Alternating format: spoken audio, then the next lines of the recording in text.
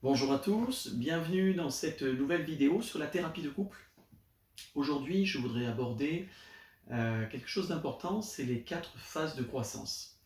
Les phases de croissance, c'est 4 phases par lesquelles on passe en couple pour la construction du couple, pour arriver à une étape où les différences vont enrichir.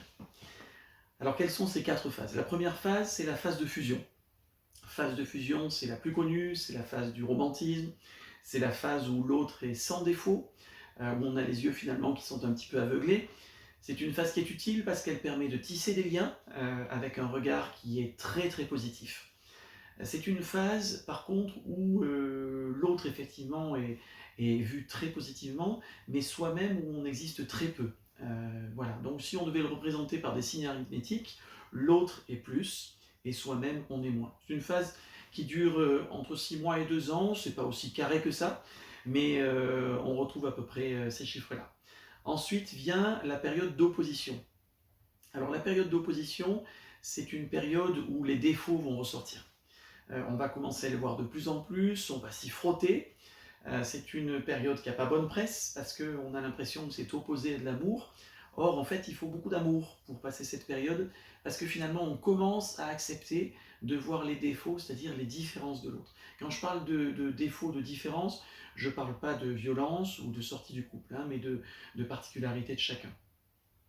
C'est une période où effectivement il y a beaucoup de séparations de couples parce que c'est une période qui a très mauvaise presse et il semblerait qu'on n'aime plus l'autre. C'est une période où on est toujours, on se prend toujours peu en compte, on est toujours moins au niveau des signes arithmétiques, mais l'autre est passé de plus à moins, donc on est moins moins. Arrive ensuite la période de l'indifférence. Alors, l'indifférence, c'est une période où finalement on en a un petit peu marre, quelque part, de se disputer, de se dire les défauts l'un à l'autre, de s'accrocher énormément. Mais on se dit, bon, finalement, oh, je vais commencer à me retrouver, je vais commencer à faire des choses. Et c'est la première période où on commence vraiment à se retrouver dans le couple, et c'est une période qui est très importante. Indifférence, ça ne semble pas du tout rimer avec l'idée d'amour, or, au contraire, c'est une période où il faut beaucoup d'amour pour accepter que chacun puisse vivre des choses vraiment indépendamment de l'autre. Je ne parle pas de sortie du couple, de sortie, c'est-à-dire d'une tromperie par rapport à l'autre, je parle vraiment de vivre des choses indépendamment de l'autre. C'est une période où finalement on est plus, on se retrouve, mais l'autre est toujours moins. Ensuite arrive une quatrième période, et c'est la dernière, c'est la période des différences qui enrichissent. Alors effectivement, après avoir eu la période de fusion, où on n'a rien vu des défauts de l'autre, la période d'opposition, où on s'y est frotté, la période d'indifférence, où on s'en est un petit peu distancié, arrive la période des différences enrichissent, où on se dit, tiens finalement, et si les défauts de l'autre étaient simplement une différence?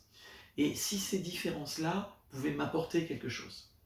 Voilà, une période qui est importante où on se retrouve en plus au niveau des signes arithmétiques. Alors voilà, c'est des périodes qui se font pas de façon chronologique, de façon aussi carrée, c'est-à-dire c'est pas 6 mois, 2 ans la fusion, après tant d'années l'opposition, tant d'années l'indifférence, tant d'années les différences s'enrichissent. Simplement, on retrouve des dominantes dans la construction du couple, et sachant que dans chaque période, on aura un petit peu de fusion, un petit peu d'opposition, un petit peu d'indifférence, et un petit peu des différences s'enrichissent. Voilà, je vous rappelle que vous retrouverez tout ça dans la formation de thérapeute de couple.